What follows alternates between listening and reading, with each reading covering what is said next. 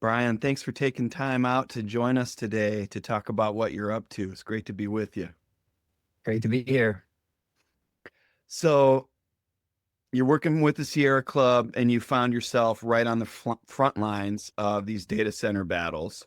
And specifically, this monstrous project that is trying to be pushed through in Saline despite public outcry. And you have distilled down the opposition to three words: no secret deals. And I'm wondering if you can unpack what that is so people understand what we're up against and how we can take action. Yeah, so we are this data center, the Saline data center, being built by Related Digital for Oracle to lease and to our OpenAI and ChatGPT is by far the largest project that will impact Michigan's grid in history.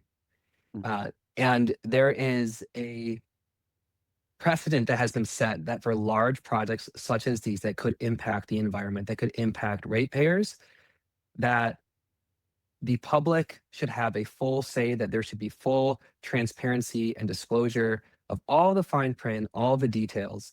When we were talking about increasing Michigan's total uh, average electricity demand by over 10% for a single project. And so it is highly likely that there are going to be severe impacts. And there is a chance that we can patch up many of those holes by very aggressive regulation, very aggressive um, limitations and constraints put on the data center company. But we need to see all of that fine print.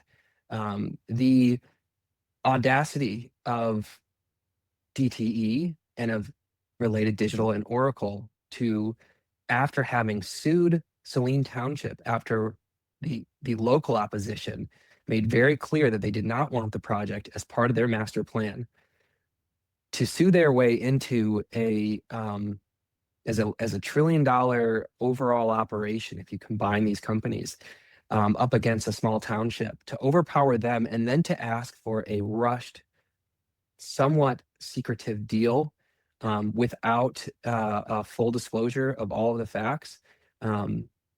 It's really not acceptable, and it's not appropriate when our climate is on the line, when our water is on the line, when our land is on the line, when the future of our economy and our electricity grid are on the line. So we are demanding a full contested case. The reason why this is so important is because it gives the legal representatives, the nonprofit lawyers, and the experts, it gives them the ability to make evidentiary statements that go on the record that the Michigan Public Service Commission, those who are in charge of making this decision of approving this data center or not, that they can actually take those statements into consideration when they are making the decision. If we are to get a denial of this request for a secret deal, it's called ex parte or without the other party.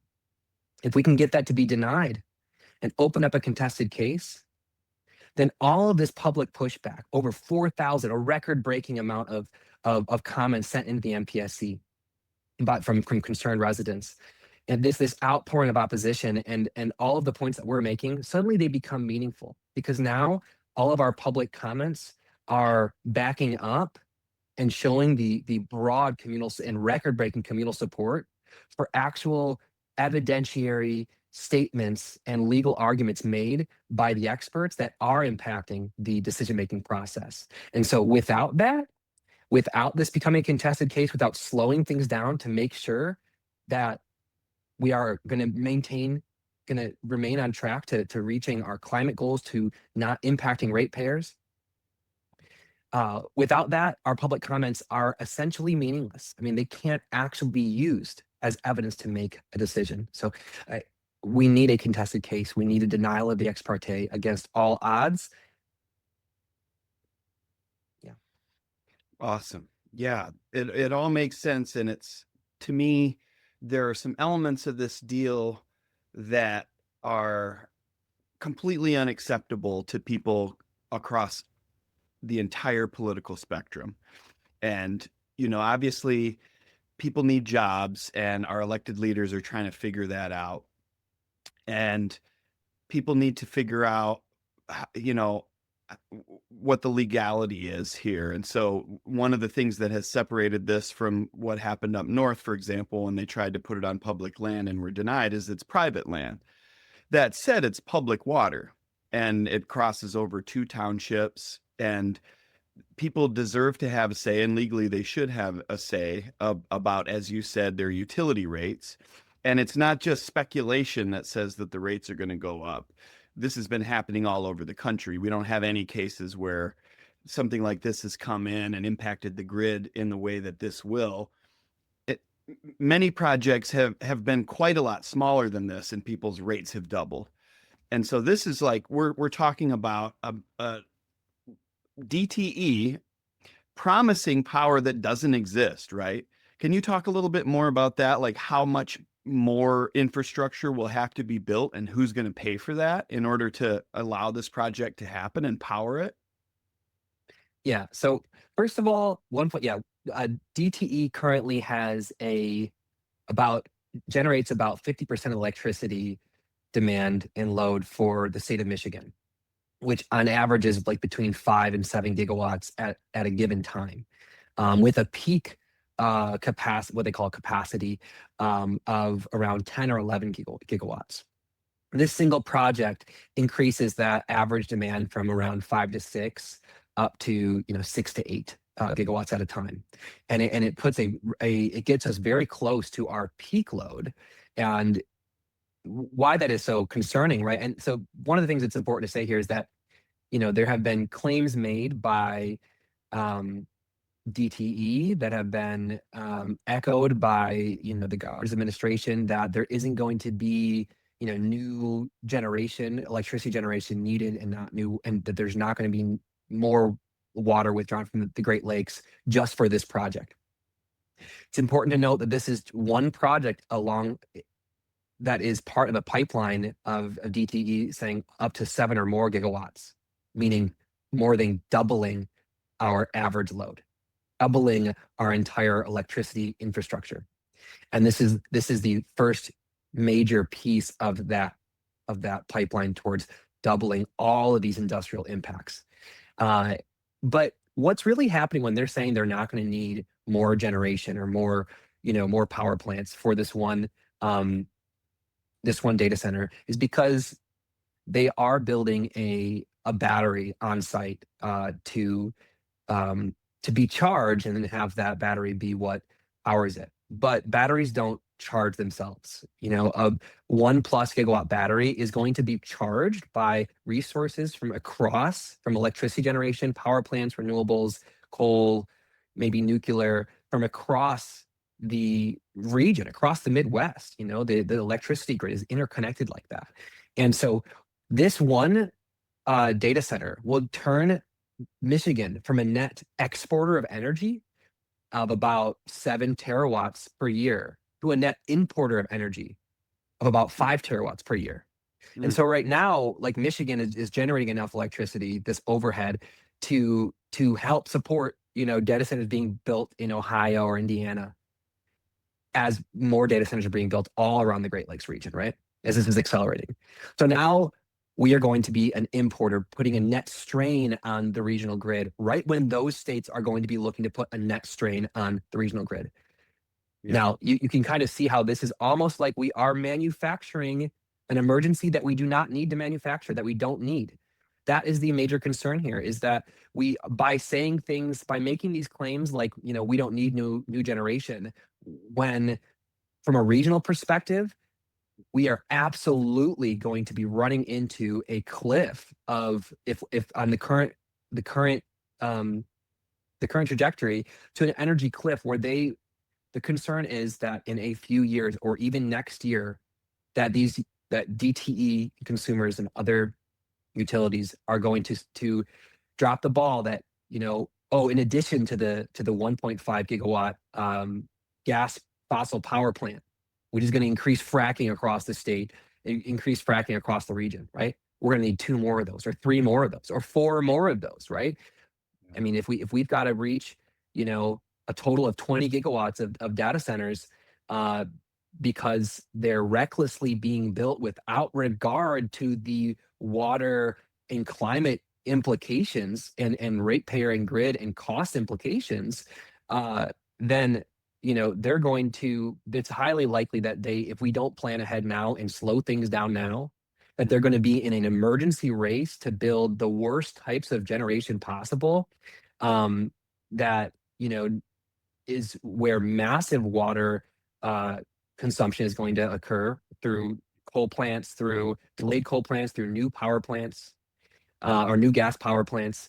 And in addition to that, a major risk becomes reigniting a kind of fracking boom in Michigan, as the price for natural gas rises and makes the natural gas reserves profitable again to start fracking across Michigan. And with a lot of these, that natural gas being close to our shallow aquifers in Michigan, we have there's a really deep concern for this extended future, where with this grid being built out, and natural gas being justified against our climate goals, right? Uh, becoming exempt from our climate goals, leading to really putting our fresh water and our aquifers at risk, both from consumptive use, but also from things like increased fracking throughout Michigan. So it's very, very poorly thought out and rushed, and it seems like it takes quite a lot of magical thinking for it to make any sense at all. And obviously, I mean, it's big tech that's forcing this on us, so we don't trust it. I mean, public trust for big tech is kind of at an all-time low for any industry, right? I mean, people trusted tobacco executives more than they trust the oligarchs of big tech. And what we're seeing also is a pushback that our elected leaders did not anticipate and big tech didn't anticipate. And the slowing down of all of this stuff makes the house of cards even more precarious than it already is. Can you talk a little bit about that strategy of slowing these things down and what the domino effect is? Yeah. So it's important to be clear here, what the premise of why they're asking for the speed, why they are trying to rush these things. And we can go directly to the new DTE CEO's new recent statement about when she was asked, why the rush? And her response is, well, you see, these data center companies are in a competitive, they're competing against each other to capture demand. And so what she's implicitly saying is that they do not have yet captured the long-term demand for needing these resources. That the need for data centers is based on a speculative future, Yes. within which AI use and growth, is infinite, and that AI becomes profitable at some day in the future. Right now, the assumption in the capital markets is that more electricity is going to equal better, more intelligent AI, which has its own, that assumption that just larger language models with more training data equals better AI is already starting to break. We're already seeing that. But right now, markets are treating it as if the companies that can secure more, can kind of colonize more grid infrastructure, are going to be the ones that are going to be more profitable and make more money, because they're going to have the most access to energy, and that's just going to equate somehow to profit in this speculative future where AI takes everybody's jobs and extracts from our labor and extracts from our resources, and that's how they're going to get this return on investment. So there's this competitive race to kind of colonize our electricity grids, and to control them, for big tech to get in control of those electricity grids to a certain extent, or at least to be the main extractors of our grids, to do that. And so, yeah, what happens if we try to slow this down, right? It Mhm. it hurts the economic, this kind of their perceived economic viability depends on speed. So it Yeah. depends. They need to get back to their investors to say, hey, look, we have the rights, and we got approved in DTE's territory. So you should invest in us.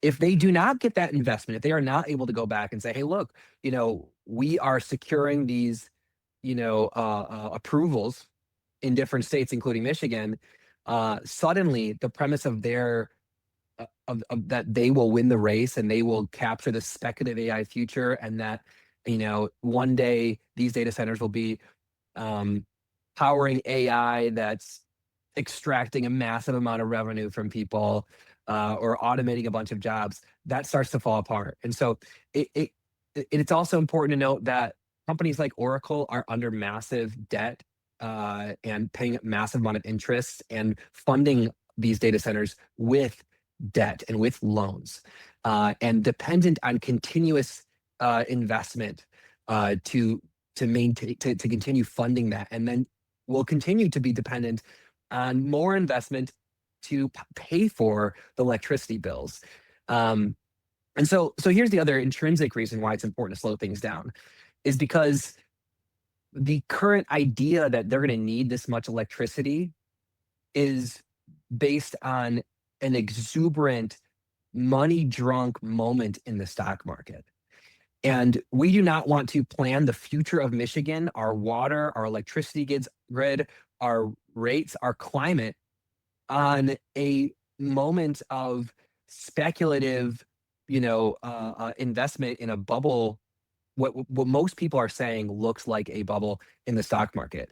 It just so happens to be so they basically, like, demand looks insanely high right now. The money is available right now. It's flowing right now. So all these data center companies are rushing in this moment to get approval for these data centers. If we slow that down, there is a very real chance that the amount of data centers that ends up in Michigan is far lower. So everywhere we can, delay, and that in effect is the best chance we have at protecting the long-term future of our affordability, of our climate, of our water, et cetera.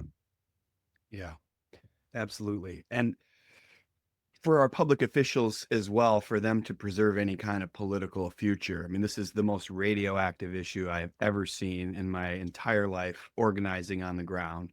And we've seen boom and bust operations harm communities for decades here in Michigan.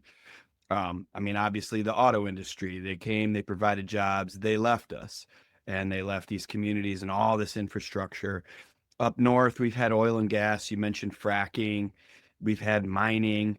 People are on to this as the cause of their economic problems and not the solution to it. We're past that ability to gaslight people all across the spectrum again.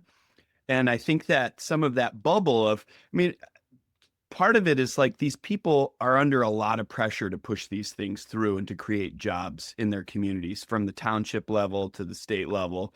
And they're being, squeezed by the feds, who are being squeezed by the people who, are basically responsible for this smoke and mirrors GDP growth that we've had this year, which is all people in this AI bubble passing money around, trying to get more, and they're struggling to get more. So as we delay these projects, the pinch is being felt, as you described at the top, but also these people at the township level are starting to come to their senses. People at the state level are starting to come to their senses. And I think as this movement grows, I mean, I can say that just in the last few weeks, I've talked to hundreds of people all across the state. And a lot of our governor's most stalwart supporters and people who have defended her and raised money for her and, pounded the pavement for her to get elected twice, feel so incredibly betrayed. And she's in this bubble of like, Michigan's the perfect place for this, when the reality on the ground is everyone is saying Michigan is the last place for this. This is the last thing we want to do with our water. We worked so hard to create these climate goals only to exempt these Fortune 50 companies from them and to just break all of our promises that we made. So politicians are waking up to the reality that this is completely radioactive for them if they want to have a political future. And even if these data centers get pushed through in the communities, the people who push them through against the will of the public have imperiled their future. And a lot of them have to live in these communities, right? And so it's like becoming more and more of a bubble that is breaking in terms of public opinion and also in terms of the reality of finances. And I'm wondering if you can talk a little bit about that from where you've been organizing more in Southeast Michigan. Can you give me a little more context on that as far, yeah, the Just question? what the reality of how fired up people are and how willing they are to stand on business with this, and what a threat this is to the politicians who are opposing public opinion in favor of big tech oligarchs that nobody trusts and nobody wants here. Yeah, so I think people are starting to see beyond the bubble, and both election like candidacy, the electoral politics and markets tend to be based on current like quarterly polls, like was I able to, how many jobs did I create during my administration, or you know um you know how did you know this acquisition impact our quarterly profits. uh but beyond that, if you look like to the long term, beyond the boom and bust, which people are doing, and you see a future that is like catastrophic, it allows you to sort of wake up from like the money dangling in front of your eyes. It's like people are like their mosquitoes going to a zapper lamp or something, and they're just, all they can see is this like bright light, but it's like the people on the ground who've got their ear to like the longer term impacts, and who don't even necessarily want the promised future of AI, you know, dominating everything and automating our jobs if successful. If the premise is true that they're able to use it for everything, a lot of people don't even want that future. No, But I don't but know and anyone that does. yeah, but the other side of this is that people are also seeing that if it doesn't pan out and they can't actually pay for all the things they're having us build for them, if we double our electricity grid and then they're not able to figure out a way to make the to make chat gpt profitable, which it currently is not, or these other gemini or whatever, or other AI models profitable, then they're not going to be able to pay for this immense amount of new industry, new power generation, new grid infrastructure. They're not going to be able to pay for it, and we're not going to need it. And then we're going to be left with what? Bankrupt utilities. Yeah. This could crush an economy. And while in the midterm, people's electricity bills, like you said, could double. So it's like people can't find a single way. It's like you can't even take like the typical um you know optimism that sometimes happens around like trickle down economics, or just these things that are most people disagree with, but there's some way to like try to make the argument that there's a positive. But for real working people living in Michigan next to our natural resources, there's not really an optimistic case for how this actually works out. We don't buy that it will create long-term jobs because there's no precedent for that. We know that it will take more jobs than it will give, right? We know that if it provides some amount of construction jobs for a period of time, we know that some people are going to work on site. We also know that a 1.4 gigawatt, if for a 1.4 gigawatt data center to be profitable, for a 7 billion to get investors a return on their $7 billion investment, how many jobs are they going to have to automate to make that kind of profit to get back? It's Yeah. going to be more than 300 or 400. Where are they going to get that 7 billion? It's going to Yeah. come from it's going to get extracted from the bottom up to the top. That is the best case scenario, as you said in one of our previous conversations, Bryan. I mean, if this whole thing succeeds, it succeeds in creating an AI economy where not even tech workers are safe. Right now, tech workers are being asked to train their replacement. Like, here's how to program. And if you don't do that, you get left behind and you don't get paid as much. So resistance is key, and resistance is working. And so what you guys have done is Sierra Club has teamed up with a couple of Michigan's other powerhouse environmental organizations and one of our most powerhouse lawyers to file a lawsuit. And can you talk a little bit more about that? Well, it's not a lawsuit, but we have filed a formal legal filing to say that it is arguably illegal what they are doing to keep this private, given that it will likely impact rates, or it hasn't been sufficiently shown that it will not impact rates if they approve this deal, given the information that we know. It has not been sufficiently shown that it will not impact the grid, or not that, or and it has not been sufficiently shown how they will stay on schedule for within our climate law.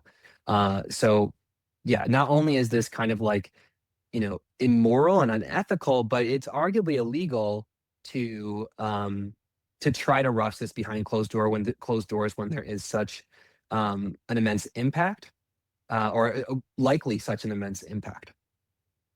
Okay, so So we what are need the this to be a contested case.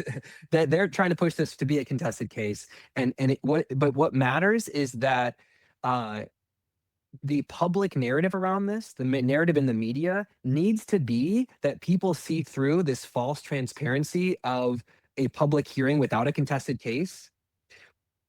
Our electeds, our all of our officials, our decision makers need to hear it loud and clear that this is not true transparency, right? They basically, this like scheduling this public hearing or this virtual comment session without actually denying the rushed approval was very clearly in response to a huge win on all of our residents and activists and Michiganders stepping up and saying, we need real transparency. We don't buy this. We need public hearings.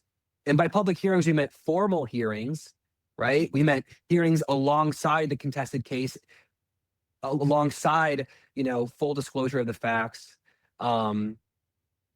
alongside real evidence having to be put forward. And that was denied. And so we need it loud and clear for people to stand up and say, we need actual transparency, not performative transparency. We want our voices and our perspectives to actually impact what happens here, right? Our values, as communities that are going to be impacted, or likely, it looks very clearly like we are going to be impacted by this decision. We need an actual full contested case and denial of the ex parte, and that people do not buy this fake transparency. That needs to be the narrative that gets left and that echoes across the media, because this is the precedent that will be set for the rest of the economic pipeline, right? This is step one. And this is what I think we have this huge opportunity to win here if we continue to escalate. And I think that's what's going to happen too. I think that the signal that needs to be sent, that's hopefully already being sent, if they're watching, if they're paying attention, they hopefully they can see that this is only a rising tide, that this is the beginning of a wave that is going to continuously get bigger. They've got to figure out how to get on the right side of this. Elected officials, regulators, the MPSC. The MPSC need to be emboldened to stand up for Michiganders against massive political and industrial influence, right? But pressure. I shouldn't say influence, but pressure. There is real pressure on these people, personal, emotional, financial, career pressure, closing in on them from all angles. These three commissioners that hold like that can have some autonomy to make a decision here. They are under an immense amount of pressure, and our job is to create a media environment that shows very clearly that they have the entire state's support, our public support, to deny this rush deal, to slow things down, to not go at the pace of a market wager that they're claiming we need to get on the ground, in early December. And if not, because we need to win this race. We need to outcompete these other companies. It's like, that is not appropriate to force, our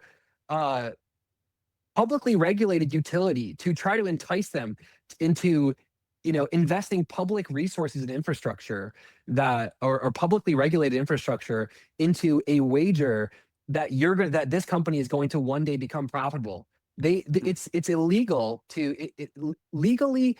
DTE has an obligation to uh, optimize for long-term demonstrated demand, the most reasonable and prudent plan of action.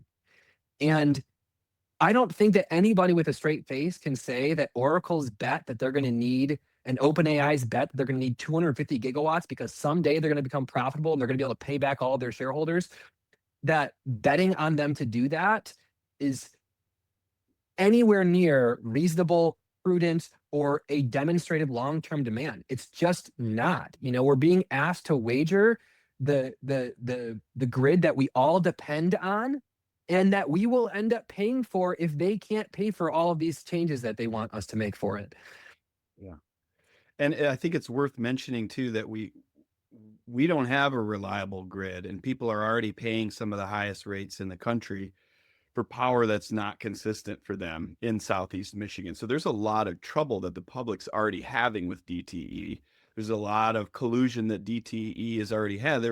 DTE and consumers are the two biggest campaign contributors to both parties in Michigan state politics. And people are onto this, and they're already recognizing, hey, this is collusion and it's toxic. And now this is like, obviously poison on top of that, but you can't even describe the scale of it. So I'm wondering if you can sort of try to walk us through the legal process and sort of like unpack some of the legal entanglements here into a way that people can kind of follow and comprehend, Bryan, because you've been in the weeds for a while, and the Sierra Club is obviously right at the forefront of this. And so when you're talking about these commissioners in the MSPC, just to sort of try to help people understand how it all, Sure. MPSC, Yes. help people understand how it all works together. Yeah. So that's a great question. And it's important to understand that that DTE and consumers are not just normal private entities that can do whatever they want. They have actual obligations to the public and responsibilities because they have been allowed monopoly territory over they've been allowed to monopolize their regions, right? So if you live in DTE's territory, you can't build your own energy, right? You've got to go through their grid. And for that reason, they are regulated and the public gets to have a input and they have an obligation and a mandate to best serve their customers, right? Because if they're a monopoly and we can't choose something else, if we didn't have a voice, then they can just do whatever they want, right? Because we don't get to sign up for like, oh, I'm going to pick, a different utility. No, you're stuck with DTE if you live in DTE's territory. So that's why the Michigan Public Service Commission exists, is to basically to ensure that DTE is making choices that are in service of its customers and in service of the community that it makes its money off of. It's also very important to note that the reason why the logic is different, why utilities sometimes make decisions that are not in service of their customers, is because the more they build, the more profit they make. So typically, right, with a private company, if you spend too much, right, and you only are able to sell your product for a smaller amount, you spend too much, well, you don't get as much profit. So there's a natural incentive to not do that. With utilities like DTE and consumers, the more they spend on capital, like on infrastructure, like building new plants and things like that, the more profit they get. So they get a guaranteed return on equity.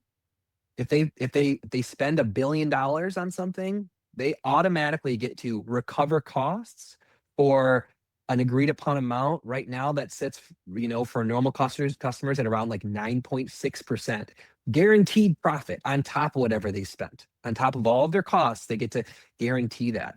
And so when they're trying to, make promises to their investors, they are uh, this prospect that maybe they get to double all of their infrastructure, right? That's like just money bags, because not they don't have to make that profitable. They don't have to like, you know, find a way to make that profitable. If they get to build a bunch of new stuff, that just automatically it is profitable for them. But when what's going to be um at stake if we are able to get this to become a contested case is for the Saline data center and for all the ones that follow in DT's territory, is we can put in place protections. We can ensure that all of the risks of the speculation are being considered.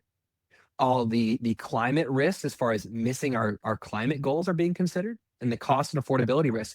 We can set different types of like constraints within the contested case if we get a contested case, versus sort of trusting them at their word that, you know, it's not going to impact ratepayers. Um, we're going to get to basically put all of their commitments to the fire and make sure that it is the most prudent, that it is the most reasonable plan, and that it is based on demonstrated long-term demand, and that it's not going to throw off, you know, the plans that we have for a more advanced grid that serves the residents that live here, not, you know, tech used or AI used, globally. So, yeah, it's just important to understand that they're not just private entities that can make any decision that they want, that, you know, they have an obligation to serve us, and where we can make that our voices, the venue where we have the right to make our voices heard and taken into consideration, is the Michigan Public Service Commission, is through the commissioners. And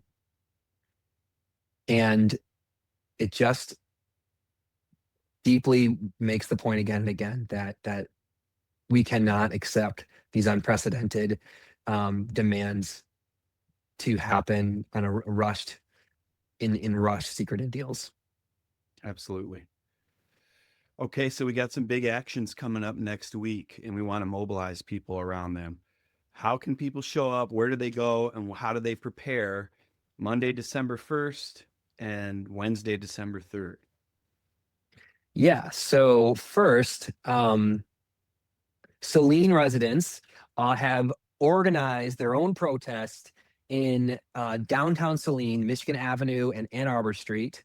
They are going to be holding signs, protesting, chanting, and making it known to, you know, and inviting other Saline residents into understanding what the risks are, and making sure that, you know, the rest of the state knows how many Saline residents and other surrounding community supporters are against the secret deal, and that did not feel like they had any say, that feel like they had been completely pushed out of the process, pushed out of, you know, any democratic process.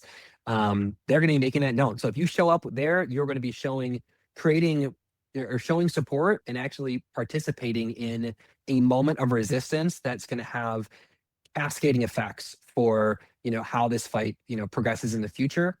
And then at that protest, people will be speaking on how we are marching at DTE headquarters 2 days later, Wednesday, December 3rd at 3 p.m. We're going to be gathering near Beacon Park, across the street from DTE headquarters in Detroit, to march around DTE a few hours ahead of their public hearing, the virtual comment session that is a fake show of transparency without a contested case. So we're going to show up and say, we do not accept this false show of transparency, and demand that the request for ex parte approval gets denied. We're going to demand no secret deals, and we're going to do that directly at DTE's headquarters to make sure that that message is heard loud and clear. We do that, and strategically, you know, this is not just throwing up smoke, you know, this is creating an environment within which the commissioners are going, hopefully, to feel emboldened to act on behalf of this unprecedented uprising of bipartisan support for doing the right thing, which means slowing down, factoring all of the risks, short-term and long-term, all of the costs, short-term and long-term, and allowing a truly transparent process to happen by denying the ex parte request, despite the pressure and the to fast track it by big tech. Awesome. So 4 p.m. Monday, December 1st, downtown Saline, solidarity with Saline residents. And Mm-hmm. then DTE headquarters in Detroit, 3 p.m. on Wednesday, December 3rd. Mm-hmm. And after that, 6:30 p.m., we may be doing a watch party just down the street at the Sierra Club office in the conference room, but there's going to be the virtual public hearing. So just because it is, not as meaningful of a public hearing as we would like it to be, it is still a place to show up and tell them just that, right? So on Mm. at 6:30, sign on to the virtual comment session. You can find that on the MPSC's website. You can find that through Sierra Club as well. Log on. We need hundreds of people to be on that virtual comment session, basically saying the exact same thing, which is that we need a contested case, that we do not, that to deny the ex parte approval, that we do not trust OpenAI or DTE to have taken into consideration all of the risks and impacts that are being seen throughout the country. Yeah. What does ex parte mean? What is ex parte approval exactly? Ex parte means without the other part. So basically, to make a deal without the other party there. Yeah. So without, and the other party in this case, that's us, the public. Yeah. That's us, the public, and our experts and lawyers that represent us. So they want to make this deal ex parte. We need to tell them that for something this big, it is obvious that this should not be done ex parte. Like anybody making that argument, I mean, it's just like it's a public arguably utility. illegal. Exactly, it's a publicly regulated utility. Yeah. Yeah. Okay, so Michigan Public Service Commission needs to be leveraged as well by the public. And part of what we're doing is creating an uprising that the media is paying attention to, and it's all over the media, all over the state. Beyond that, what are some strategies that people are deploying in your neck of the woods to influence the Michigan Public Service Commission?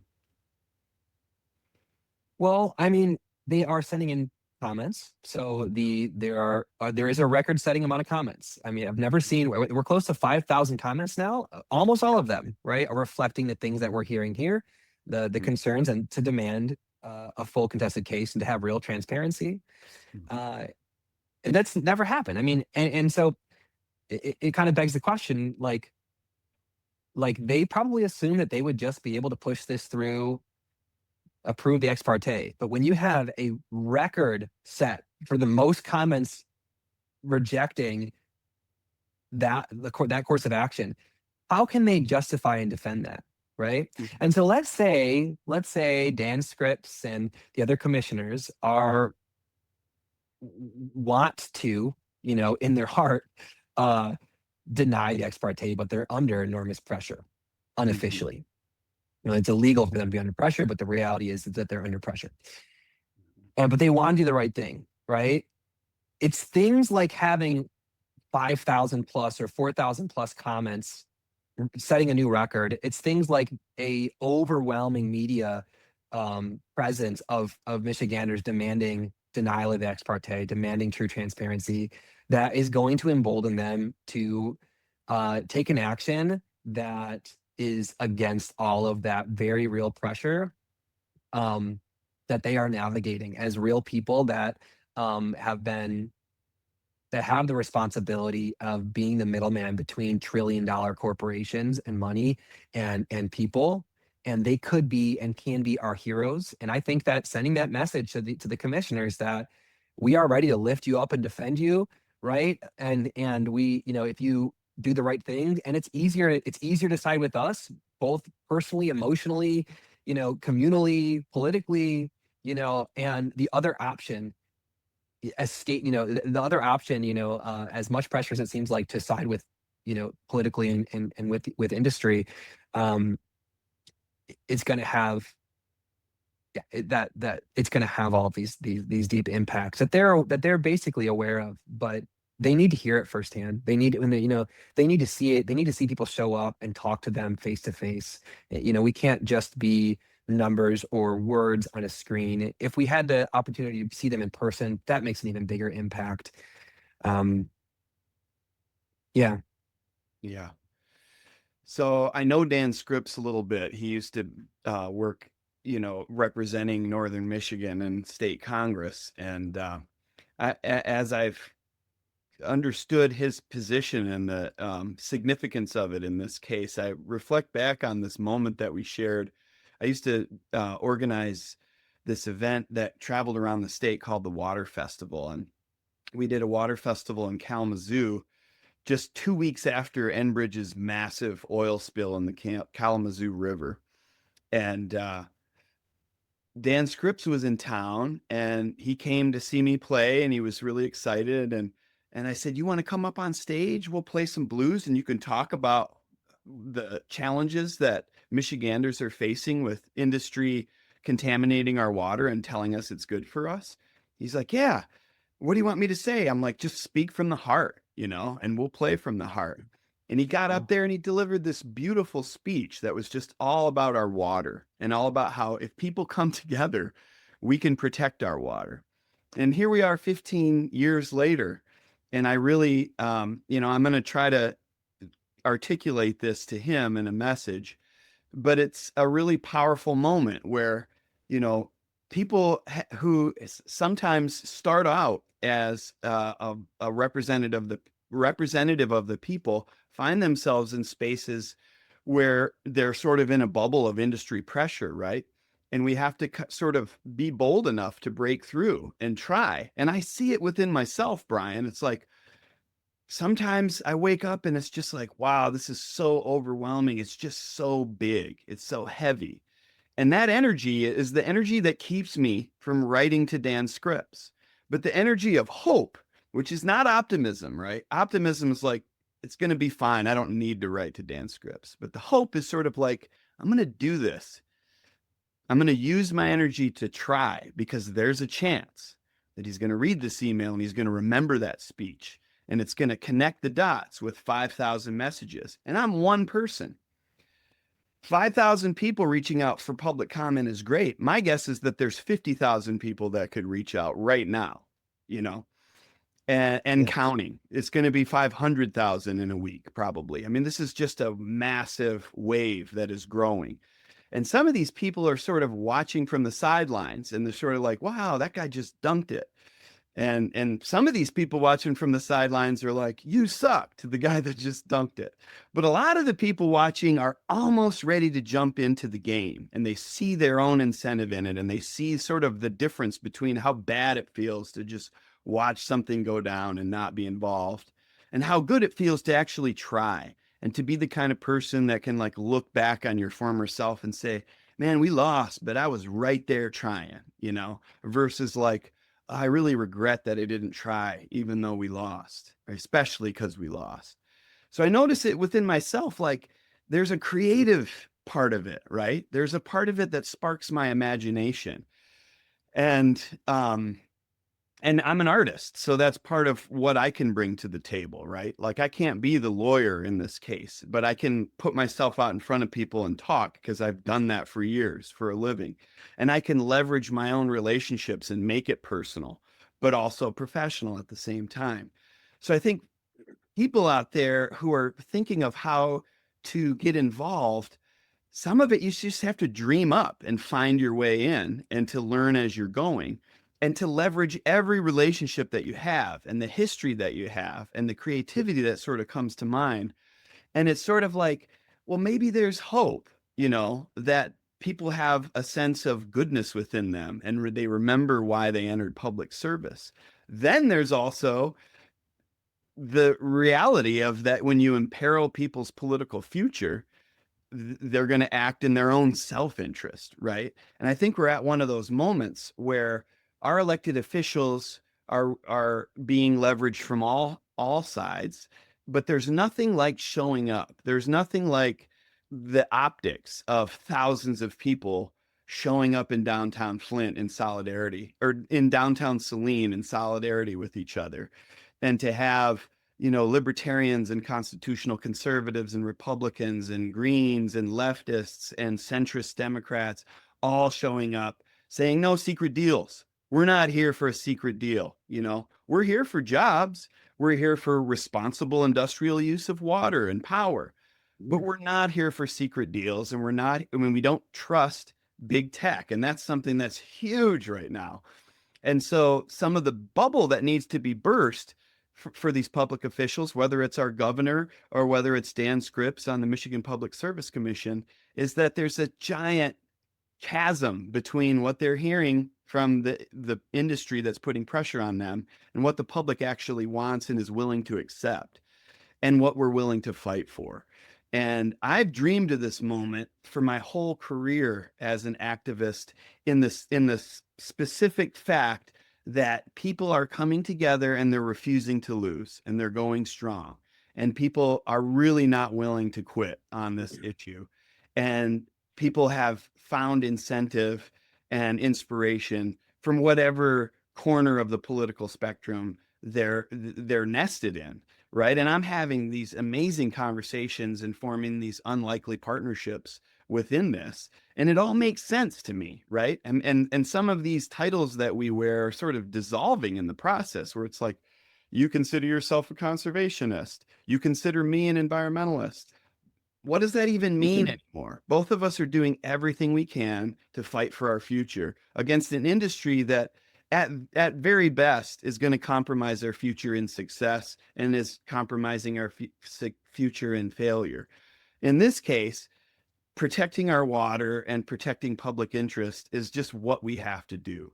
And so I'm sort of like wondering, from your perspective as a lifelong activist as well, and as someone who has entered into sort of this, I mean, we call it the nonprofit industrial complex affectionately. It's like, not all of us are super jazzed to have to be activists, but we're doing it because of our core values and because of what we see needs to get done.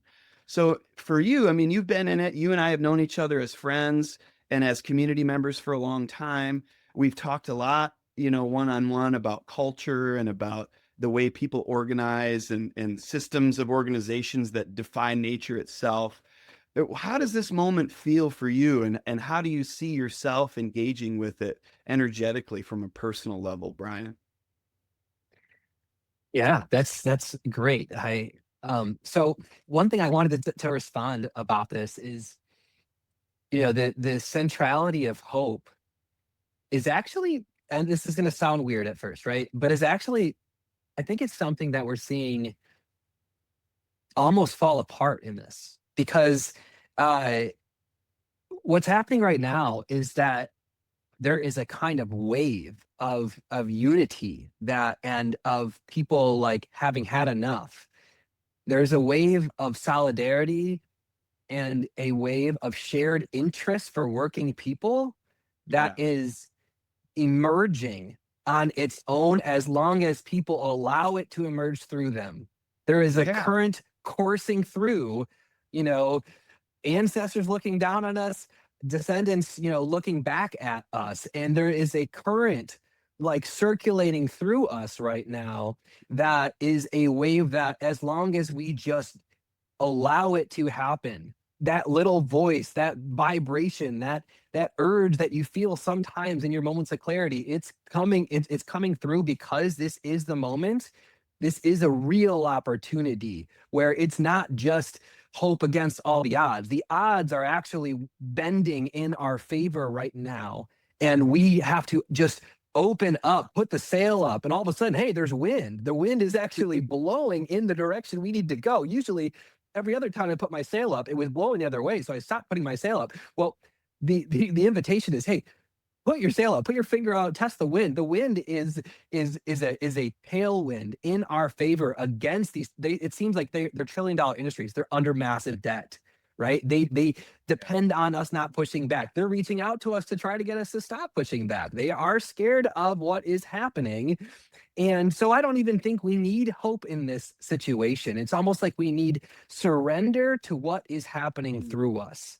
Surrender to this tide of spirit that you can feel connecting you to, depending on what side of the political aisle you're on, to the other side, meeting in the shared interests of the working class who lives on actual land in their community and isn't an oligarch from that's living in who knows where, maybe wants to move to the moon or Mars someday and forget Yeah. about the planet Earth altogether. You're not them. And so we're on the same team. And this is a fight that is unifying us, that we can Apple maybe, $1 trillion interests. And once we can see that we can do that, it's like, oh, we don't need hope anymore, right? Like you need hope. Then all of a sudden, not you need, but the $1 trillion industry, the big tech is going to need to start like, panicking and needing to figure it out. And we're not necessarily there yet, but that's what I feel happening through this. As long as people notice, the spark that's Yeah. occurring, and just like let themselves test it out one more time. I know that it's been so hard. You've gotten a million emails about this, sign on to this, support this. Mhm. And so it just seems like things keep getting worse and worse. It feels different than that. And I Sure think does. people who start to get involved start realizing it really quickly. Uh, because there aren't, for working people living in Michigan, there aren't two sides. We're not, this isn't something where you just get wound up into a polarized battle. This is where it very quickly becomes the people against oligarchic powers that whose interests are alien at best. I don't know how else to describe it. Yeah. Well, I agree, Brian. And even within their interests is sort of like it's not even personal. It's sort of this realm of uh, that we have to overcome in order to preserve our humanity, including the humanity of everyone involved in these industries. And another story that I reflect back on recently, I've been reflecting on. I used to ride the Greyhound bus a lot around the country, when I was in my early 20s. And one time I had this layover in Chicago, and I went to this bar and I sat down with this guy, and we just started chatting. And he worked for a big corporation, and it was a music lover. He saw I had my guitar there, and I was really curious about his work, and I really liked his vibe. And he was talking about what it's like to work for a big corporation and to be like someone who has uh, the heart of an artist. And he's like, I make really good money, but I feel pretty unfulfilled at the end of the day. And he said, big corporations aren't necessarily evil. They just specialize in dehumanization. And as a young songwriter, I wrote that down. And I came back to it, and it's like, this is important to remember, because that's true for the people at the very top of these big corporations too. And I want for them to experience the power of love, and to really abandon the love of power, and to recognize how much better it is, how much sweeter it is, to connect with people, and to be curious about people, and to be on the level with people, rather than to try to control people and dominate them. I mean, it's sort of there's a sadness to it, where it's a game that we've been playing, and you really can't win at it. We can only lose. And the people at the very, very top are afraid of getting assassinated, or afraid of losing their fortune, or seeming uncool on the platforms that they own. It's so sad. And really, it's in everyone's best interest. It's almost like there is no enemy. It's just a wave of love. And like you said, put your sail in the air and you'll catch it. And it's like I've believed that my whole life, and I've been involved in like protests where it's like I'm already against the next war, right? Going back to the Iraq war, it's like people would call me anti-American, but the people that I'm organizing with we're just willing to put ourselves on the line to keep people from getting killed. And those are the kinds of people Mhm. that I love to roll with. And I can forgive the people that criticize me for it. But in this situation, it's just like people are really on the same page, and on a level that none of us have ever seen before. And it's so relieving. And I see that with people who, I mean, actually individuals who have criticized me in the past, who are like thanking me now. And I'm not trying to take credit for it. I'm just talking about the texture of that. It's just like, wow, we're friends. Like it's so easy for me to forgive you for being hard on me for standing up against these big corporations 10 years ago. And it's so easy for you to forgive me for perceiving me as an enemy, then we're just like ready to be done with all of that, right? And like it's required of us to meet this moment, to really just preserve our basic life ways and our core values. And clean water is really at the heart of it for any Michigander. And it's kind of an easy thing to sort of return to. You know, we don't want secret deals. We need clean water. You know, we want to be able to grow our own food, and um, we want to be able to preserve our future, to not be coerced into being digitally augmented as human beings by these transhumanist people who are basically playing God, you know.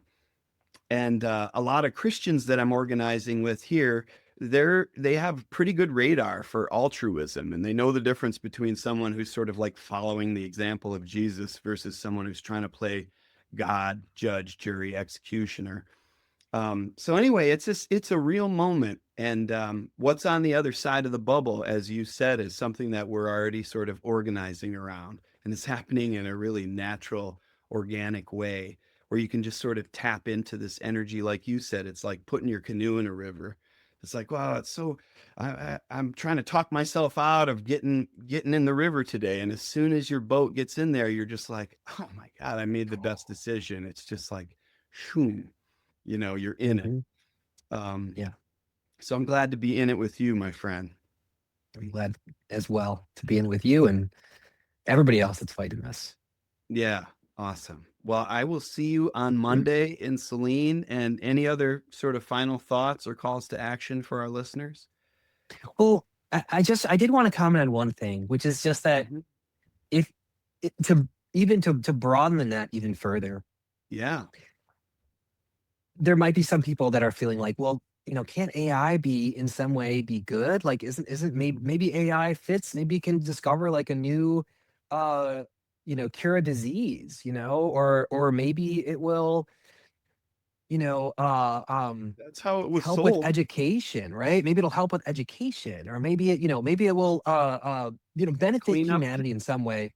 Yep. But and we don't have to be against that possibility. That can be a possibility, and you can still join this fight, Yeah. even recognizing that possibility, because you have to understand that this current wave of data centers is not even necessarily about AI.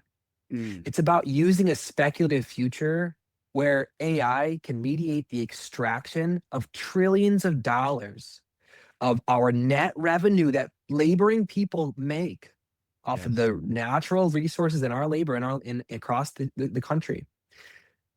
This current wave of data centers is based on a future within which AI is able to extract trillions of dollars from all of us. Why is that the case? Well, because you've got trillions of dollars of investment that is pushing these data centers and these AI companies to build these data centers. And for publicly owned companies, they have a legal fiduciary responsibility to do things in the best interest for shareholders. And that means Yes. maximizing a profit. That means making sure that whatever AI becomes is something that can give a many trillion dollar return on investment. Curing curing diseases does not necessarily give them a return on investment, right? Selling more products gives them a return on investment. Creating more disposable products, making more uh, people dependent on chronically dependent on, you know, uh, um, medications meant to, continue their illness, whatever it is, or manufacturing ways of doing agriculture that make the land continuously dependent on more inputs and more outputs. I mean, this is a future that, if this current wave is able to get a return on investment, it's because they they are able to create a future within which there's so much rent extraction and chronic dependencies, manufactured scarcity, right? This is a this that's the premise of what would make this AI profit trillions of dollars for third-party investors, private equity, firms that don't even, like BlackRock and Vanguard, that don't even exist in a community, right? For them to make trillions off of this wave of data centers has to become something that is highly and deeply parasitic. So I have some optimism that AI could become something that is collaborative with humanity potentially, right? I wouldn't say I believe that's the best, the most likely outcome, but I don't think it's impossible. I think that maybe there's a way to do it. I can't tell the future, but I know that the current wave of big tech, industrially enforced uh, data centers is not that AI. So Yeah. slow it down, make sure it's transparent, stop the current wave of data centers. Maybe Yes. there is something, some slower pace scale of responsible growth that we can see, and we'll be able to more clearly see in a few years if we stop what's happening now. But right now, we've got to stop this kind of cancerous, parasitic, cannibalistic kind of wave that this counter wave that's sort of spreading. Absolutely. Beautifully put. And historically, the public has always had to assert our seat at the table for industries to work for us and to serve us. The nature of these industries is to mitigate their risk and maximize their profit. They're going to come in and put all the risk on us and extract as much as possible. It's just the game that they're playing.